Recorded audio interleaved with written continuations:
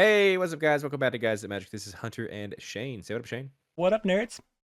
We are back with another day of spoiler videos. That's right. It is March 29th, 2024, talking about more Outlaws of Thunder Junction. But before we get started, it's another special date today, isn't it, Shane? What do you mean? You got married today. I did. What am I doing Congratulations. here? Congratulations, buddy. He Thank you. did. He got Thank you. married today. We're all proud of you. The other guys say congratulations too. They could not be here because they have prior I understand. engagements. I understand. But you on your wedding day is here to talk about some awesome Magic cards. I love magic that much, dude. Love Magic that much. Before we get started with the video, hit that like button for not only this video, but congratulations to Shane's wedding. Subscribe to this channel so you can stay up to date with all the other cool stuff we got going on. Let's go ahead and get started with the first card. This is a Kaervek, the Punisher. It is 1 and 2 black for a 3/3 legendary creature human warlock. It says whenever you commit a crime, exile up to 1 target black card from your graveyard and copy it. You may cast the copy. If you do, you lose 2 life. 3 spells, dude? Doesn't say free. You have to cast the copy. Never mind, not free.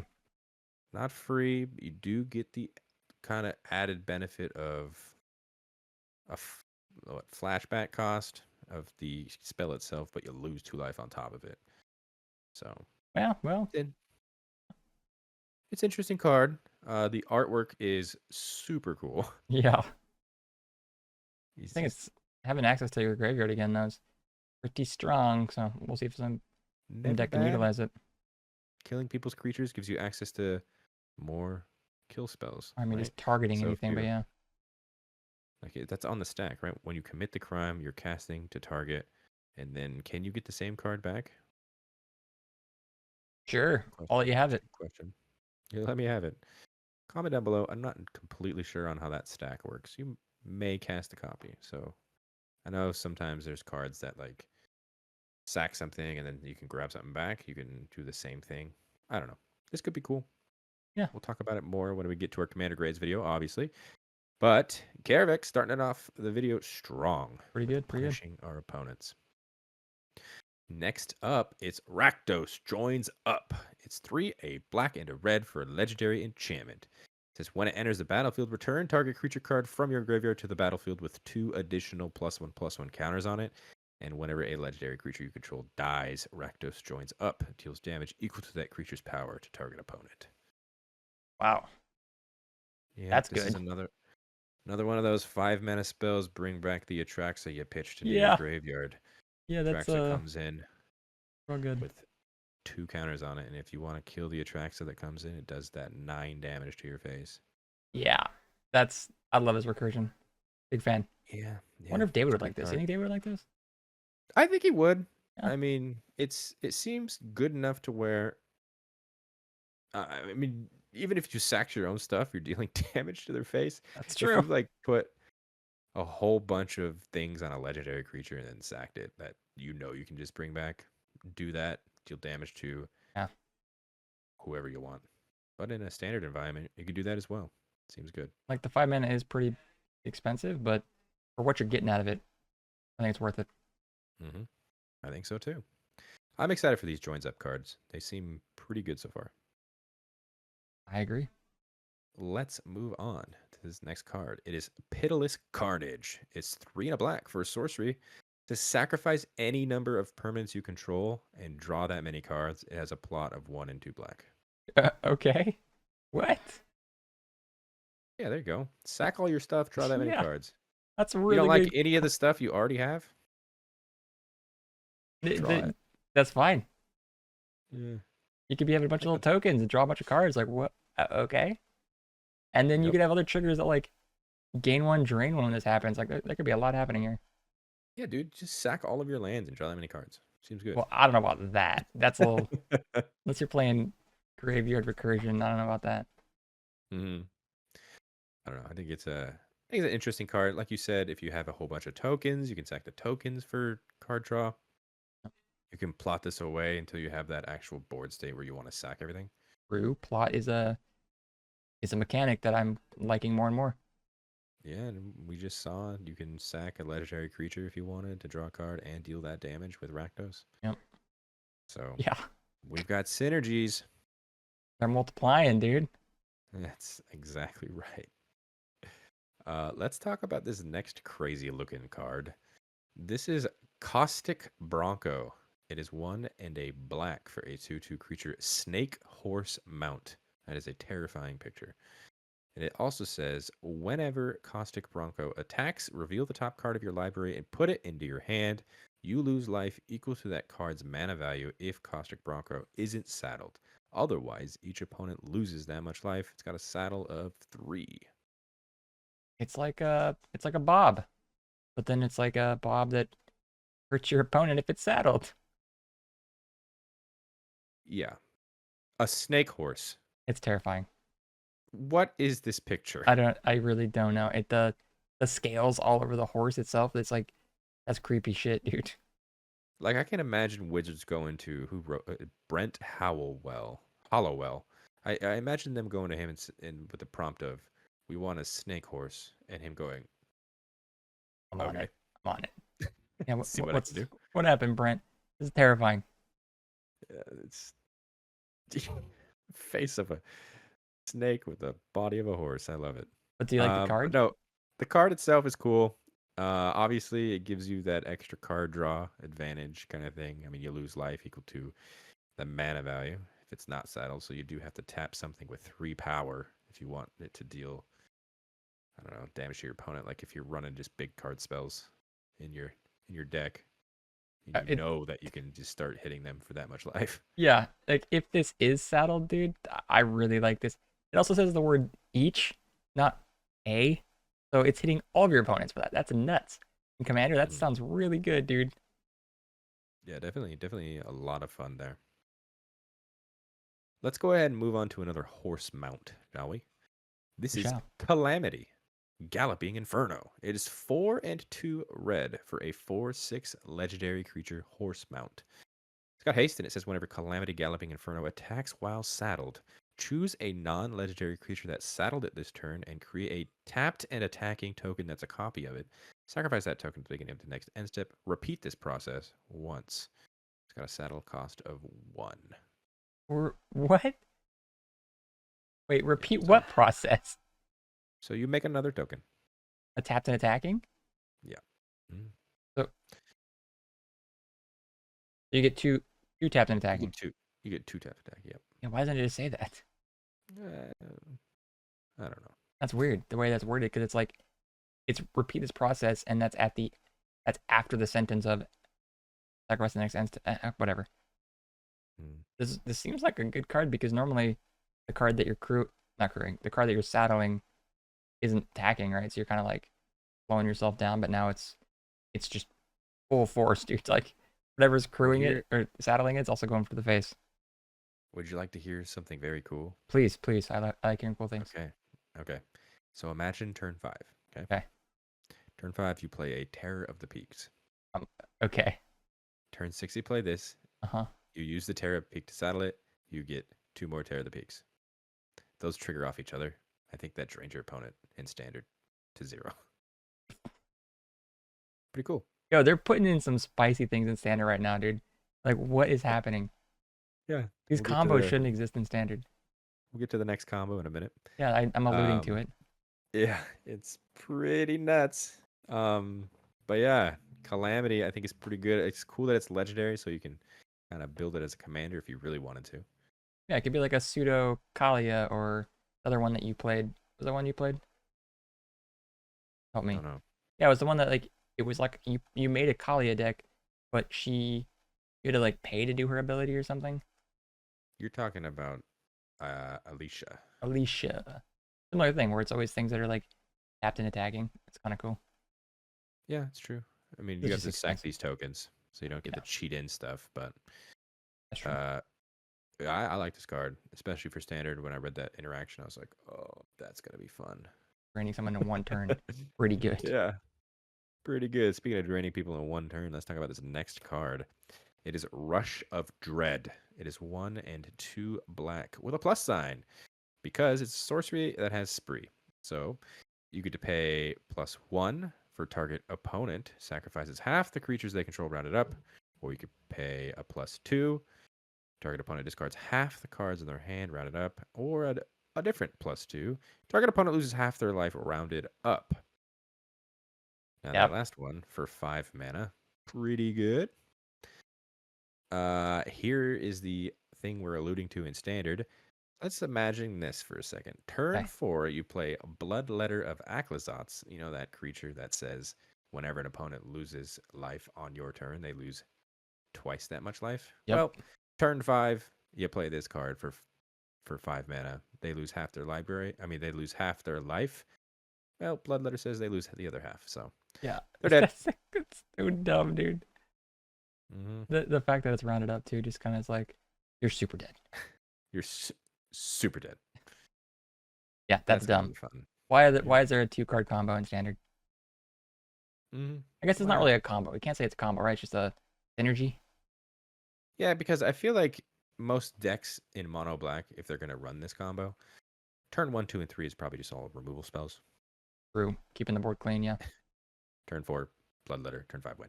Yeah. So if they don't answer the Bloodletter, I mean, this is sorcery, so can't just like sneak it in there, but if they don't have a counter or something, they're done, yeah. Mm-hmm. But as a card, other than just that kind of situation, I think this is still pretty good.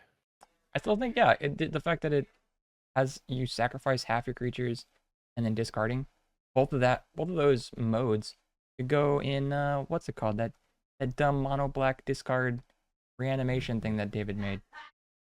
Yeah, that's everyone's least favorite. Yeah. Tergrid. Tergrid, exactly. So I mean, if you're a Tergrid player, you're probably gonna want to play this card. Probably. Yeah. Well, it's gonna be annoying. Yeah, because the old sacrifice thing. It's not just it's not destroy. Exactly. Gets around those effects. Yep. Moving on to another legendary creature. This is Laughing Jasper Flint. It's 1 a black and a red for a 4/3 legendary creature, Lizard Rogue. It says creatures you control but don't own are mercenaries in addition to their other types. It also says at the beginning of your upkeep, exile the top X cards of target opponent's library, where X is the number of outlaws you control. Until end of turn, you may cast spells from among those cards, and mana of any type can be spent to cast those spells. Huh.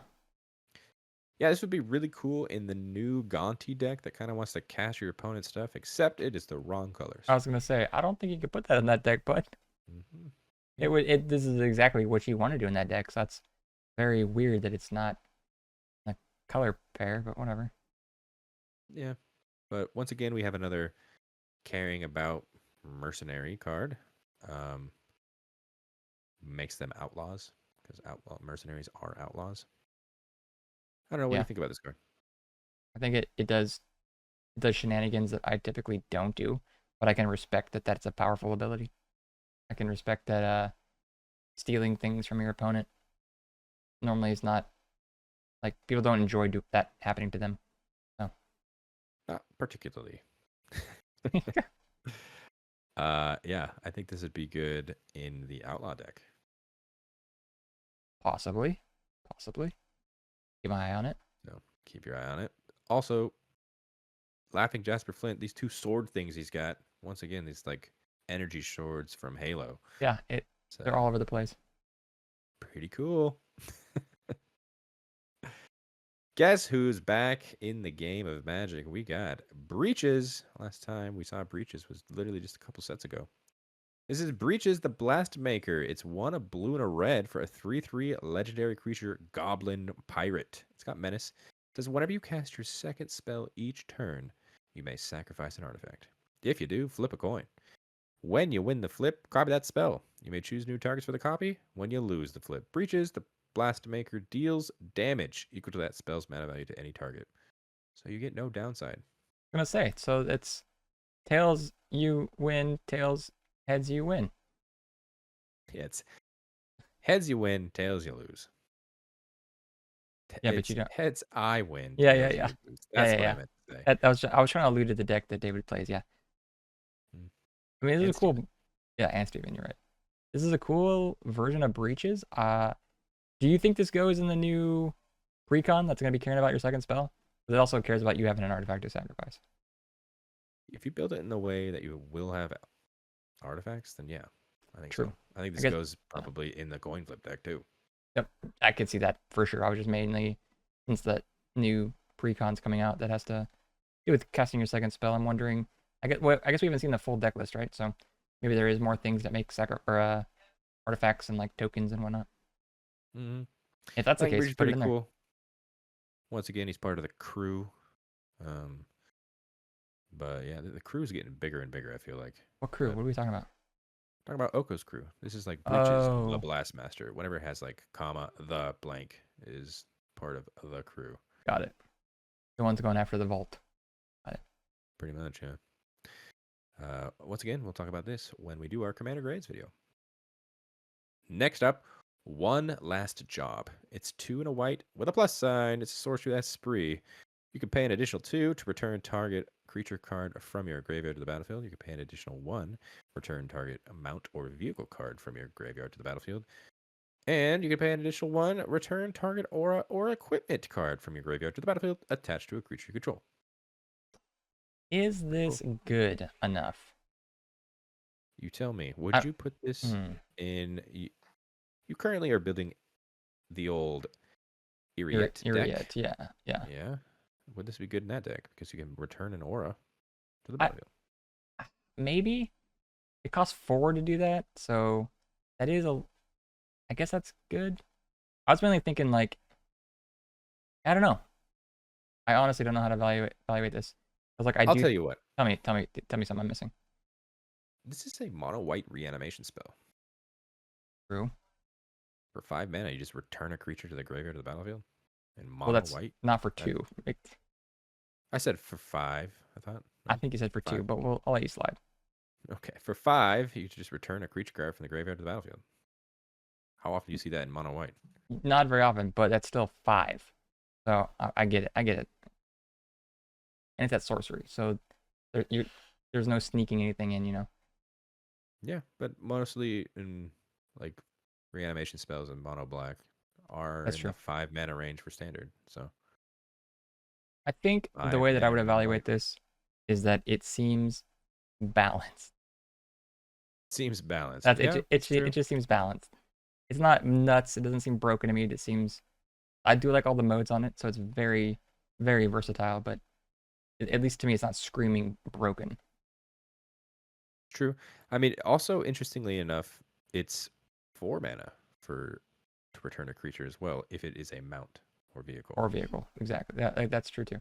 That's where I was kind of thinking about, like in the what is that, Shurikai or whatever, that vehicle or mount or vehicle deck, but that could be good. Saw Calamity is a mount, so you can come back for 4. Yeah. Again, I think the card just seems balanced. Seems good.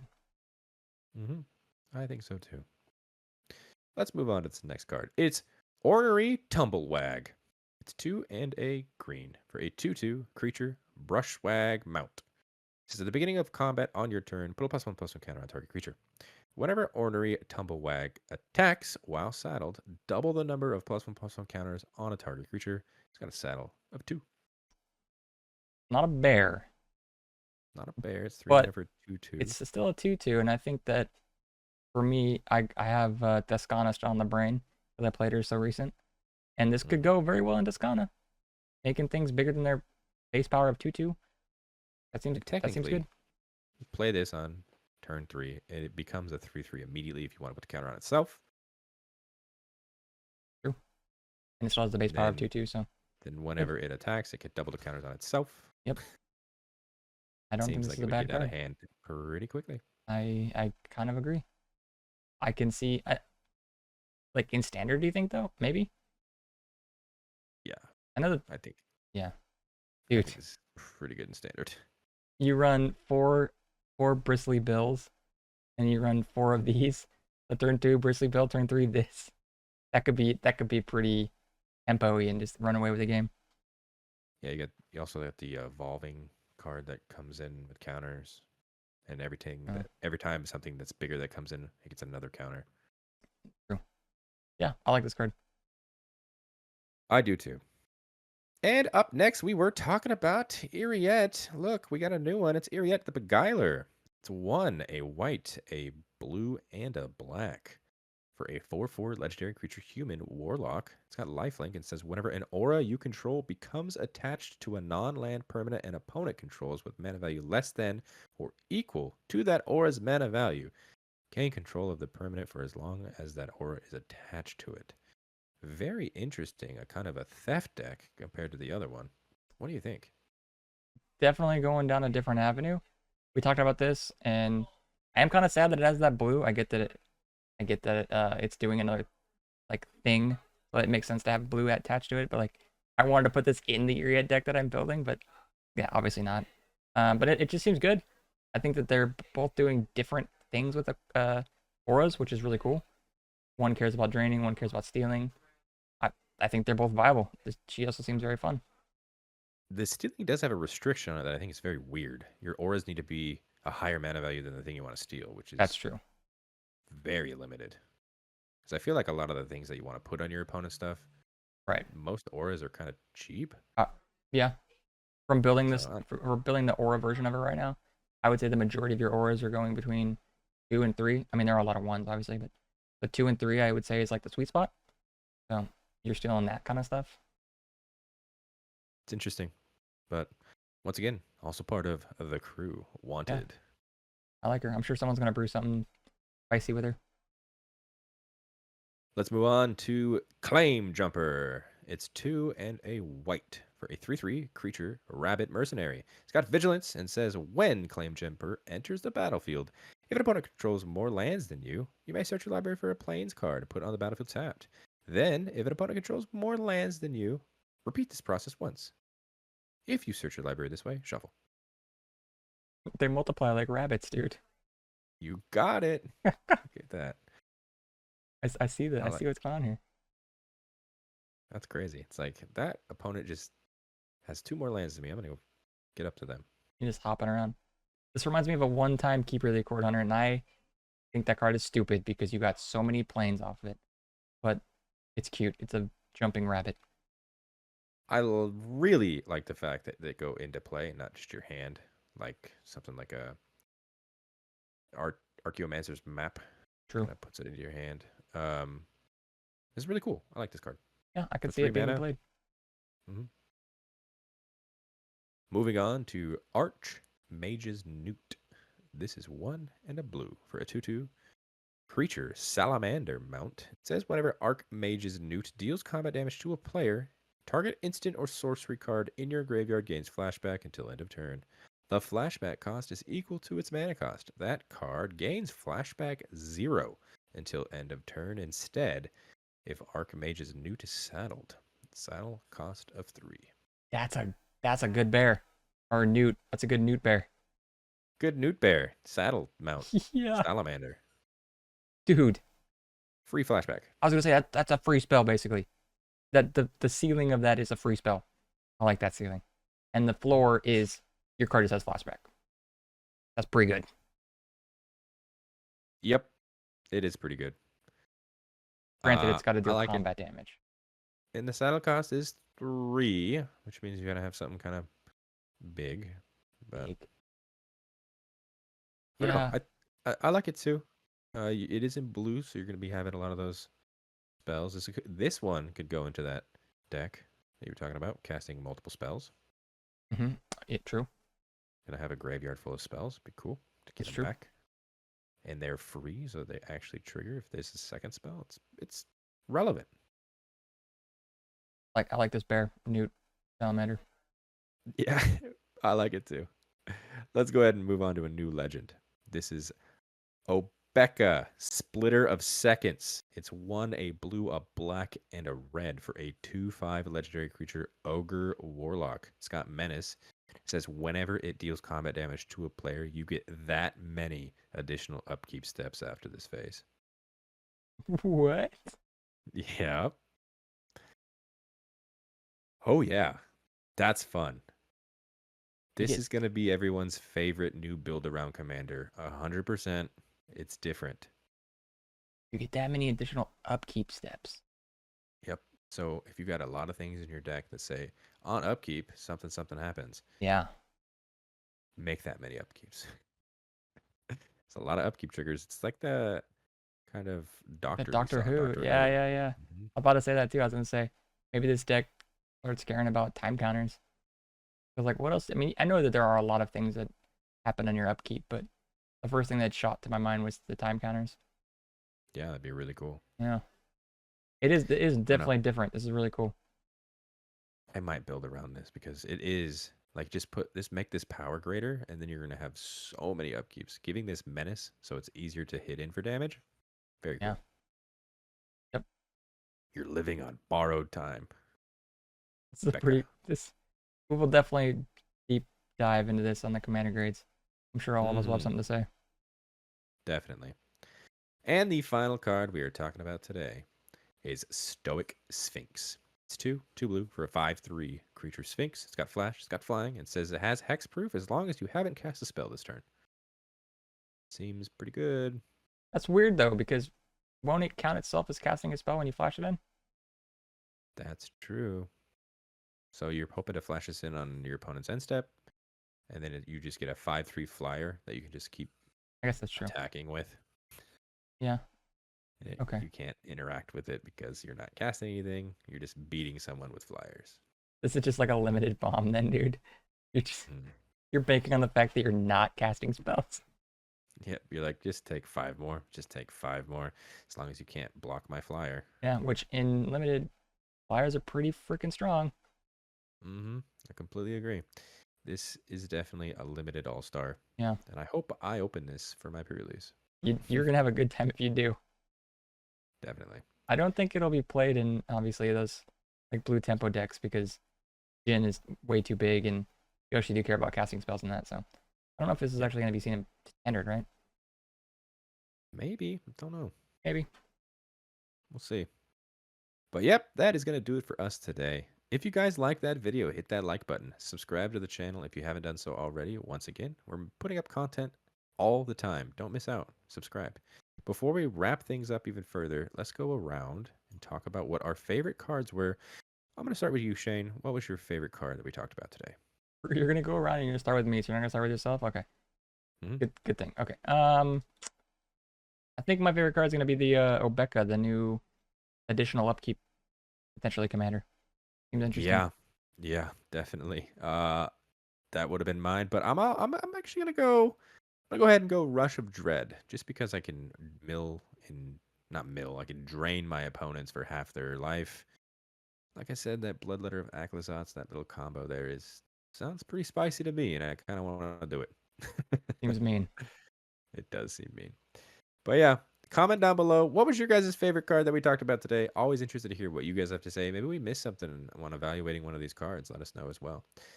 Also, follow us on all of our social media accounts. That's TikTok, that's Twitter, that's Instagram. All in the description below, especially that Instagram one, because not only do we post all the rares and mythics that we talk about today, we also post all the commons and uncommons that we don't talk about.